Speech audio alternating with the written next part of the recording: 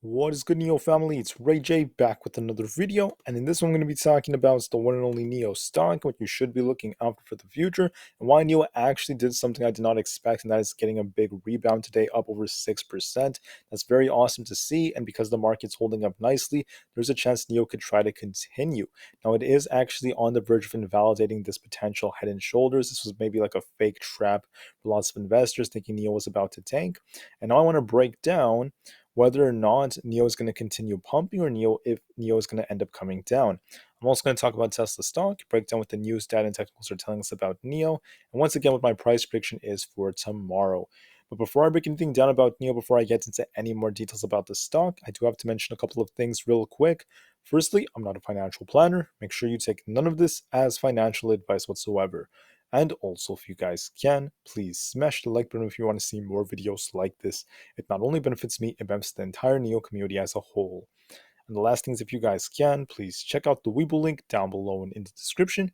If you sign up for Webull, the link down below, and deposit any amount of money into the account, you're guaranteed up to 12 free stocks, each worth up to $3,000. And the best part is, any could be a free NIO share. The offer ends in just 6 hours. Check it out before they run out. You have 6 hours left to get those 12 free stocks before the offer is gone.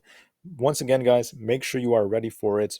But anyways, now let's talk about NIO. What the heck just happened? Well, China's actually going to be reporting their GDP very, very soon. I think a little bit after the time this recording comes out. And as a result, that helped NIO pop. We also saw many EVs starting to perform very well thanks to some bullish news that came out involving production line improvements. And as a result, this did also help NIO. Also, the overall market started to actually push up. It ended up continuing to push up. This also helped NIO. So all of these things came together and helped NIO push up. What is likely going to happen in the future, though, will depend on earnings and also some more data. I'm going to talk about the data in just a couple of minutes. But first, let's talk about this right here. So for today, we had earnings that came out. Charles Schwab reported earnings. We had other companies as well. The thing is, Charles Schwab did better than expected. And this actually helped the market in the beginning hold up quite nicely. Now, it's for tomorrow. We have Bank of America and also Goldman Sachs. Make sure you are ready for these. These are going to be some big ones. Charles Schwab did about 93 cents per share in profitability, beating the forecast of 90 cents. Revenue was also in line with expectations. And their guidance was not horrible, not too great either, kind of like in the middle. As a result, once again, it did well overall. Now, as far as economic data goes, make sure for tomorrow you are watching some building data that comes out in the morning. Also, we have a Fed speaker by about 1 o'clock p.m. Eastern time. So this will affect SPY, QQQ, Tesla, and many stocks out there. Make sure you are ready. There's another piece of news that came out, and that's the fact that I think it was Xbong just announced they're going to be actually improving their manufacturing system. They are going to continue to make improvements day in and day out. Now, that's once again very, very good news for them. They plan on lowering costs. And as a result, a lot of EVs started to actually improve because of improved long-term catalysts as well. So that's very important. As a result, this did help NIO. EVs do have a tendency of moving together. And once again, good news for them. NIO has good volume now, 48 million. That's some good news. There was some short covering. We did see a lot of shorting just last week. Now some shorts did actually start covering. And we did see the short volume actually drop relative to price.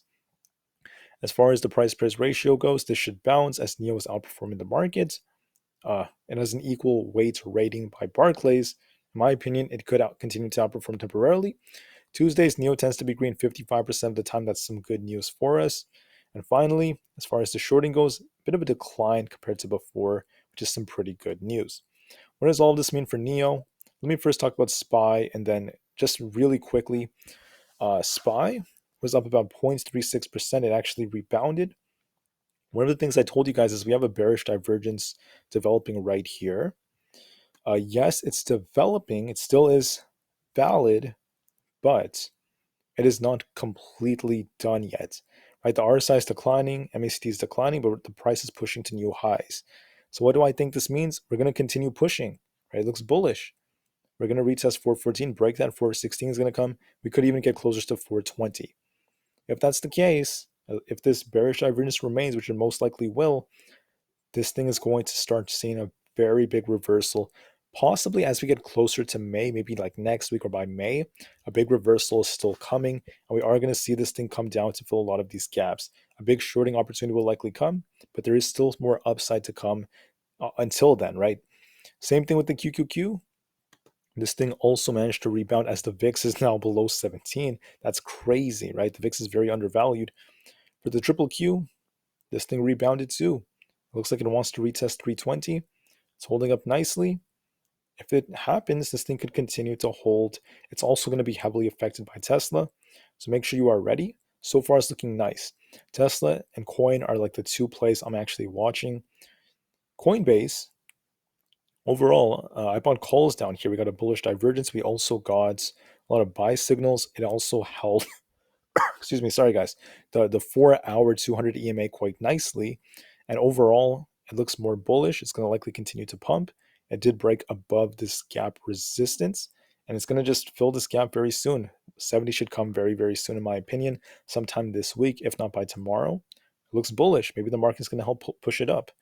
And then for Tesla, Tesla was very tight. It could continue to trade sideways for a while because we are still technically in this wedge. I know that this part right here of the line is kind of weird. I did draw this on a different time frame. Doesn't matter though. It was trading like this, back and forth and back and forth. It's going to likely continue to push up either tomorrow or Wednesday, and I'm going to see this thing break 190 very soon. Very, very nice price action today. It started off strong, came down pretty hard. People were kind of concerned in the beginning, got a nice bounce. We got the rebound, closed kind of green, right? Very, very nice move by Tesla. For NIO, finally, to end the video, because the VIX is undervalued, because NIO is holding up, as long as the good news perpetuates, there's a good chance NIO could get a retest of this $10 area. If we're bearish, watch 9.7, 9.5, and this, if it breaks below 9.5, there's going to be a gap fill down to about the 9.28 area. If we're bullish, we're going to retest 10, break above that, we could fly to 10.25, then 10.42. What do I think NIO is going to do? Well, it's going to depend on earnings, of course, right? It depends on earnings. We'll see what earnings brings us. But from a technical standpoint, because SPY is looking bullish, because the QQQ is holding up nicely, because Tesla's pumping and consumer discretionaries are actually doing pretty decent right now, there's a good chance NIO is going to just trade a back and forth between 9.7 and 10 and maybe break above 10 temporarily and try to get to about 10.2. All right, I think the odds favor that, but I'm always prepared for anything just in case. But so far, the chart's starting to look more bullish than bearish. And it could have been a trap. This whole like head and shoulders that was developing so nicely, we did not get confirmation that it was invalidating until now, right? This was just a trap. We had a left shoulder, a head and a right shoulder.